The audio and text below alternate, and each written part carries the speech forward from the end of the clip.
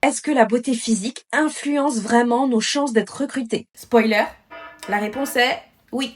Et c'est même prouvé. Mais il y a un truc qu'on a remarqué, c'est que le beauty privilège n'est pas appliqué de la même façon en fonction du genre du recruteur. Du côté des recruteurs masculins, ils ont tendance à privilégier les femmes perçues comme attirantes, notamment pour les postes orientés vers la communication, la vente ou tout ce qui implique une forte interaction sociale. Mais ce qui est intéressant, c'est que les recruteurs masculins n'ont pas la même indulgence envers les hommes jugés beaux. Au contraire, ils peuvent percevoir ces hommes comme des sortes de concurrents et avoir des préjugés à leur égard. Alors, du côté des recruteurs féminins, la dynamique est différente. Contrairement à ce qu'on peut penser, elles ont tendance à valoriser les candidates perçues comme attirantes, mais beaucoup plus dans des secteurs où l'image joue un rôle central. Par exemple, comme la mode, la communication, le marketing, etc.